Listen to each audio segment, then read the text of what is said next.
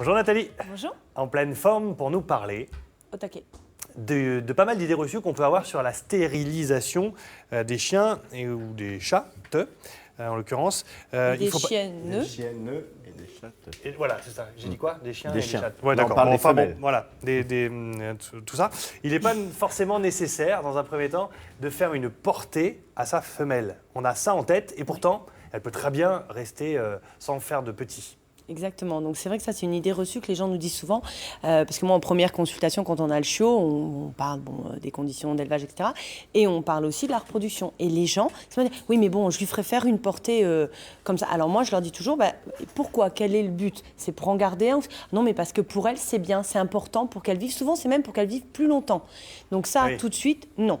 Ce qu'il faut savoir, c'est que la chienne ou la chatte, puisque là on parle des femelles, sachant que le mâle c'est pareil quand même, mais n'a pas besoin de faire une portée pour avoir une longévité, une durée de vie plus importante. Ça ne sert à rien. Pour la physiologie, ça ne change rien. Ça ne change rien. La seule chose qui effectivement peut influencer, c'est que souvent les éleveurs ils disent quand elle a eu sa première portée, elle éclate. Ça veut dire quoi? Ça veut dire que pour les chiennes de grand gabarit, elles vont faire une masse musculaire. C'est vrai que ça les développe d'avoir eu une gestation. Ça c'est réel, mais c'est pas du tout permanente. Ah oui, qui garderont. Oui, c'est pas comme le gras chez nous qu'on enlève. Hein. Non, mais Non, c'est les une muscles masse aussi, ça musculaire. peut. On peut Non, prendre des ça muscles et laisse repères. une masse musculaire effectivement plus importante. Il y a un apport en protéines au moment de la nutrition de la femelle gestante, c'est pour ça. Donc ça, c'est réel. Mais sinon, pour la vie, pour la durée de vie, l'espérance de vie, il n'y a rien du tout. Deuxième idée aussi préconçue, c'est que la femelle est maternelle. Elle en a un instinct besoin, maternel, ouais. un instinct maternel, et c'est important pour elle, même si ça ne la fait pas vivre plus longtemps. Mais elle de l'a quand même connaître au ça. début. Alors, Instinct l'instinct maternel. maternel chez la femelle, on fait beaucoup d'anthropomorphisme, c'est-à-dire qu'on associe des choses d'humains à des animaux. Ce n'est pas le cas. L'instinct maternel est uniquement lié à une sécrétion hormonale. Donc si on bloque les Tant hormones. qu'elle a cette sécrétion hormonale, elle a un instinct maternel qui correspond à peu près aux 7-8 semaines de vie du chiot. Et après, il n'y a plus ces hormones-là, et donc du coup, elle n'a plus d'instinct maternel. Alors certes, certaines chiennes sont très douces avec leurs petits parce que c'est des chiens qui, on en avait parlé déjà la semaine dernière, sont sociables, c'est-à-dire qu'ils aiment bien vivre à deux, donc elle l'a toujours connu, il y a un jeu, le petit stimule la chienne, mais ce ne serait pas sa mère, ils auraient la même stimulation, d'accord? Et ce qu'il faut... Pardon? Non, rien. Et ce qu'il faut savoir... Excusez-moi, je suis partie Oh la là. pression. Quoi? Ce qu'il Qu'est-ce faut qu'il y a? savoir à l'état sauvage, c'est que les femelles ont un esprit de meute et pas du tout un esprit maternel. C'est-à-dire qu'avant tout, quand il n'y a plus ces hormones, ce qui compte, c'est la survie de l'espèce. Donc oui, la reproduction, parce qu'il en faut d'autres derrière, on va dire. Et puis, c'est quand même... les meutes, c'était des vies qui n'étaient pas sédentaires. Ils étaient nomades, donc ils bougeaient, faut chasser, faut... Donc c'est pas avoir des petits qui dépendent de la maman, c'est incompatible avec cette vie-là. Et c'est resté dans les gènes, dans la génétique, en fait, animale. Donc c'est pas une nécessité et c'est pas non plus un besoin. Je peux poser une Oui, je question? vous en prie, Thibaut, je Super. vous écoute. Quels sont les intérêts d'une stérilisation? Alors, les Il y a quand même des intérêts. Ah ben, il y a presque que des intérêts. Le seul inconvénient, c'est si vous voulez faire une portée et qu'on la stérilise, je ne peux pas recoller, quoi. Ça, Oui. c'est sûr. Mais ça évite la fugue, parce que les femelles en chaleur, elles ont un besoin de reproduction. Et c'est pareil, c'est un instinct, c'est pas une envie, c'est pas une info, hein, mais c'est nécessaire, donc elles vont même fuguer, c'est possible. Donc ça évite ça. Ça évite des portées non volontaires, sachant qu'il ne faut pas imaginer que le berger allemand choisit un berger allemand, hein. Il faut choisir un York, une question de, voilà, Ouais. des compatibilités, hein.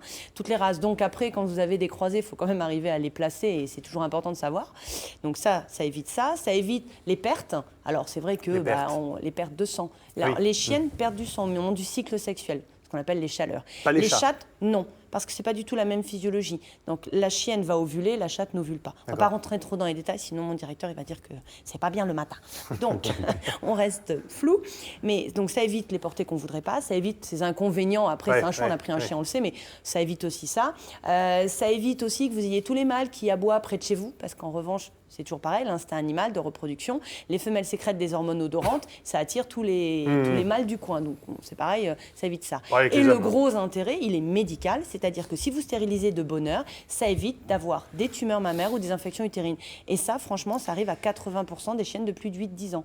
Donc c'est quand même très très important. Il y a un réel intérêt médical. Alors, je peux le faire, mais si j'adopte un animal, par exemple à l'SPA, de toute façon, il sera stérilisé. Alors oui, parce que la SPA, c'est un but complètement différent. C'est bon, bien sûr, hein, la protection de la chienne, hein, de l'animal, mais c'est aussi éviter qu'ils se reproduisent et qu'il y ait encore plein de petits à abandonner. Il y en a plein à adopter, donc on évite, voilà. Inconvénient de la stérilisation, Alors, prise de poids. Prise de poids, voilà. Il faut savoir et c'est pas obligatoire. Ouais. Si on fait rien, ça arrive. Oui, c'est vrai, parce que le besoin des chiennes stérilisés baisse de 15 à 20%. Ça veut dire que pour éviter ça, il suffit de limiter la ration. Et moi, dans ma clientèle, j'ai effectivement des petits boudins, mais j'ai aussi des femelles qui sont stérilisées qui posent aucun souci. Alors, effectivement, l'inconvénient, enfin l'effet secondaire, on ne peut pas refaire de bébé. Et c'est vrai qu'une portée, c'est très mignon. Je ne suis pas contre le fait qu'on fasse une portée. J'explique juste que si on ne veut pas en faire une, ça ne sert à rien de laisser des hormones à une femelle avec des risques médicaux importants et ce n'est pas nécessaire pour sa survie. Si une absence d'hormones, ce n'est pas une ménopause, vous avez une carence. Il n'y en a plus. Donc il n'y a pas d'envie, il n'y a pas de manque, il n'y a rien. C'est une opération rapide? Rapide, ça dépend du veto. Je suis au taquet. J'ai assisté à une opération. C'est une opération de convenance, c'est-à-dire qu'on a l'habitude, ça prend en fonction du gabarit du chien, effectivement, du temps, mais c'est pas anodin parce qu'il y a toujours une anesthésie, mais c'est quelque chose de courant. Voilà. J'ai assisté à une opération chez eux pour aller les voir par curiosité. C'est hyper impressionnant, la dextérité avec laquelle, hop, tac, tac, en un petit quart d'heure, 20 minutes, c'est oui, plié, ça c'est parce qu'elle était petite. Hein. Oui, voilà. un peu plus de temps sur les plus gros, mais après c'est notre travail, on sait le faire. Hein. Est-ce qu'il y a un bon moment pour le faire, cette stérilisation? Alors on ne peut pas le faire n'importe quand. Deuxième juste, j'ai oublié, là, dans les effets secondaires, on a, et vous voyez beaucoup sur Internet, des risques d'incontinence. Ça peut arriver, ça s'explique et ça se traite. D'accord. Donc ça, il faut savoir qu'on peut en parler. Allez, on termine avec le meilleur moment. Donc. Le meilleur moment, alors, pour les chattes, on s'en moque parce que de toute façon, elles ont des chaleurs un petit peu tout le temps quand c'est la période, donc on peut le faire un peu n'importe quand. Par contre, pour les chiennes, il faut minimum 1 mois avant les chaleurs et maximum 3 mois. Donc on a une petite fenêtre, donc ça on demande à son vétérinaire. Si elles ont peu de chaleur, on le fait n'importe quand, sinon. Et moi je préfère sur les grands gabarits, pour éviter ces problèmes d'incontinence urinaire, d'attendre quand même qu'elles aient eu leur première chaleur et vers 18 mois. L'idéal, c'est entre 12 et 24 mois. C'est le meilleur moment. Mais voilà, le veto, on lui en parle, puis souvent il vous en parle et on décide ensemble. Et on parlera, je pense, lors d'une prochaine émission complète sur tous les moyens de contraception qui existent aussi, si on ne veut pas passer forcément par la stérilisation. Exactement. Qui sont toujours des moyens temporaires. Voilà. Ce n'est pas une solution définitive. Merci beaucoup Nathalie. Merci beaucoup à vous. Ces explications que vous pouvez retrouver sur notre site internet hdf.france3.fr.